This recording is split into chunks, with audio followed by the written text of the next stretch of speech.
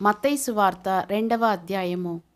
రాజైన హేరోదు దినముల యందు యూదయ దేశపు బెత్లెహేములో యేసు పుట్టిన పిమ్మట, ఇదిగో, తూర్పు దేశపు జ్ఞానులు యెరూషలేమునకు వచ్చి, యూదుల రాజుగా పుట్టినవాడెక్కడనున్నాడు? తూర్పు దిక్కున మేము ఆయన నక్షత్రము చూచి ఆయనను పూజింపవచ్చితిమని చెప్పిరి. హేరోదు రాజు ఈ సంగతి విన్నప్పుడు అతడును అతనితో కూడా యెరూషలేము వారందరూ కలవరపడిరి. కాబట్టి రాజు ప్రధాన యాజకులను, ప్రజలలో నుండు శాస్త్రులను అందరినీ సమకూర్చి క్రీస్తు ఎక్కడ పుట్టునని వారినడిగెను.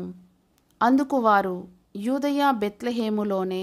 ఏలయనగా, యూదయ దేశపు బెత్లెహేమా, నీవు యూదా ప్రధానులలో ఎంత మాత్రమును అల్పమైన దానవు కావు. ఇశ్రాయేలును నా ప్రజలను పరిపాలించు అధిపతి నీలో నుండి వచ్చును అని ప్రవక్త ద్వారా వ్రాయబడి ఉన్నదనిరి. అంతటా హేరోదు ఆ జ్ఞానులను రహస్యముగా పిలిపించి, ఆ నక్షత్రము కనబడిన కాలము వారి చేత పరిష్కారముగా తెలుసుకొని, మీరు వెళ్ళి ఆ శిశువు విషయమై జాగ్రత్తగా విచారించి తెలిసికొనగానే నేనును వచ్చి ఆయనను పూజించున్నట్లు నాకు వర్తమానము తెండని చెప్పి వారిని బెత్లెహేమునకు పంపెను.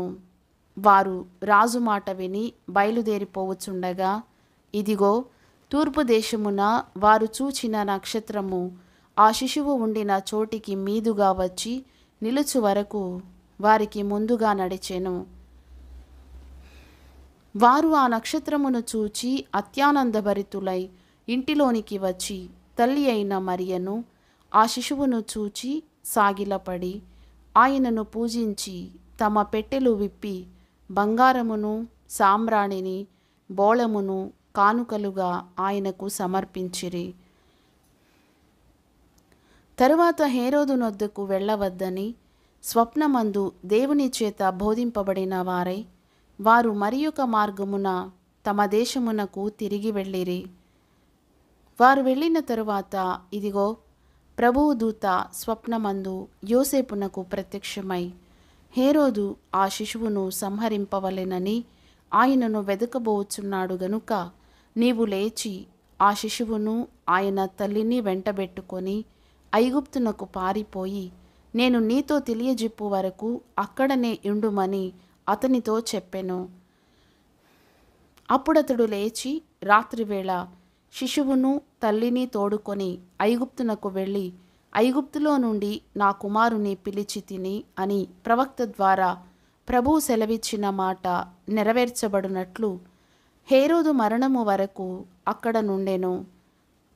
ఆ జ్ఞానులు తన్ను అపహసించిరని హేరోదు గ్రహించి బహు ఆగ్రహము తెచ్చుకొని తాను జ్ఞానుల వలన వివరముగా తెలిసికొనిన కాలమును బట్టి బెత్లెహేములోను దాని సకల ప్రాంతములలోనూ 2 సంవత్సరములు మొదలుకొని తక్కువ వయస్సు గల మగపిల్లలనందరినీ వధించెను. అందువలన రామాలో అంగలార్పు వినబడెను, ఏడ్పును మహారోదన ధ్వనియు కలిగెను. రాహేలు తన పిల్లల విషయమై ఏడ్చుచు వారు లేనందున ఓదార్పు పొందనొల్లకయుండెను అని ప్రవక్త అయిన ఇర్మియా ద్వారా చెప్పబడిన వాక్యము నెరవేరెను. హేరోదు చనిపోయిన తరువాత, ఇదిగో, ప్రభువు దూత ఐగుప్తులో యోసేపునకు స్వప్నమందు ప్రత్యక్షమై, నీవు లేచి శిశువును తల్లిని తోడుకొని ఇశ్రాయేలు దేశమునకు వెళ్ళుము. శిశువు ప్రాణము తీయజూచుచుండిన వారు చనిపోయిరని చెప్పెను. అప్పుడతడు లేచి శిశువును తల్లిని తోడుకొని ఇశ్రాయేలు దేశమునకు వచ్చెను. అయితే అర్కెలాయు తన తండ్రి అయిన హేరోదునకు ప్రతిగా యూదయ దేశము ఏలుచున్నాడని విని అక్కడికి వెళ్ళవెరచి స్వప్నమందు దేవుని చేత బోధింపబడిన వాడై గలిలయ ప్రాంతములకు వెళ్ళి నజరేతను ఊరికి వచ్చి అక్కడ కాపురముండెను. ఆయన నజరేయుడనబడునని ప్రవక్తలు చెప్పిన మాట నెరవేరునట్లు ఇలాగు జరిగెను.